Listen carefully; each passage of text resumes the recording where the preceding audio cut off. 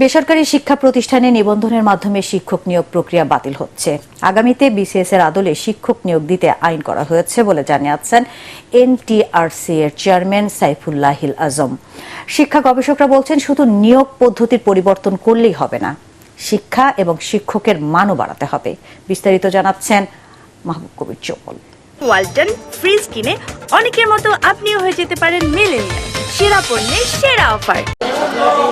দুর্নীতি বন্ধ করে শিক্ষক নিয়োগ প্রক্রিয়া দ্রুত সম্পন্ন করতে 2005 সালে বেসরকারি শিক্ষক নিবন্ধন ও প্রত্যয়ন কর্তৃপক্ষ এনটিআরসিএ গঠন করে সরকার। তাদের অধীনে গত 20 বছরে 18টি নিবন্ধন পরীক্ষায় অংশ নিয়েছেন 2 কোটির বেশি চাকরি প্রত্যাশী, কিন্তু নিয়োগ পেয়েছেন মাত্র 1.25 লাখের মতো।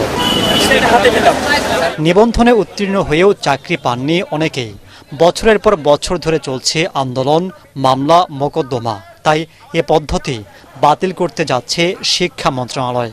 আগামীতে বিজ্ঞপ্তি প্রকাশের পর পরীক্ষার মাধ্যমে নিয়োগের সুপারিশ করা হবে। এজন্য পাবলিক সার্ভিস কমিশনের মতো একটি কমিশন গঠন করা হবে। বাংলাদেশ পাবলিক সার্ভিস কমিশন যেভাবে পরীক্ষা নেন, পরীক্ষা নেওয়া সুপারিশ করেন, আমাদের সুপারিশের বাইরে আমাদের সুপারিশটা নিয়োগ হিসেবে হয়। তো আমাদের জন্য আইন হলে যে জিনিসটা হবে, আমাদের আর সার্টিফিকেট ইস্যুর বিষয় থাকবে না, তখন বয়স এবং 35 বছর বা 3 বছর এই বিষয়গুলো ওইখানে ম্যাটার করবে না। আমরা একটা ড্রাফট আইন প্রণয়ন করেছি এবং ইতিমধ্যে মন্ত্রণালয় থেকে এটি মাননীয় মন্ত্রী স্বাক্ষর হয়ে পরবর্তীতে ক্যাবিনেটে উঠবে এটা।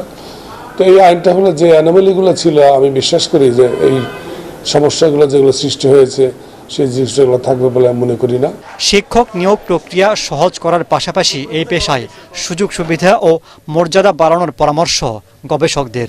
শিক্ষকদের নিয়োগ প্রক্রিয়াটি দ্রুত, স্বচ্ছ, তারপরে আপনার মেধাভিত্তিক এবং দলমত নির্বিশেষে যোগ্যতম প্রার্থীকে যদি বিদ্যালয়গুলোতে নিয়োগের নিশ্চয়তা না দেওয়া যায়, তাহলে কিন্তু যে প্রক্রিয়াই হোক, সেটা বিসিএস হোক, সেটা এনটিআরসি এর চলমান প্রক্রিয়াই হোক, তাহলেও শিক্ষা প্রতিষ্ঠানের শিক্ষার গুণগত পরিবর্তন আনাটা কিন্তু দুরূহ। মেধাবী শিক্ষার্থীদেরকে যদি শিক্ষকতা পেশায় আকৃষ্ট করতে চাই, অবশ্যই শিক্ষকতা পেশার যে বর্তমান যে সীমাবদ্ধতাগুলো, যে বাস্তবতাগুলো, সেগুলোকে সমাধান করতে হবে।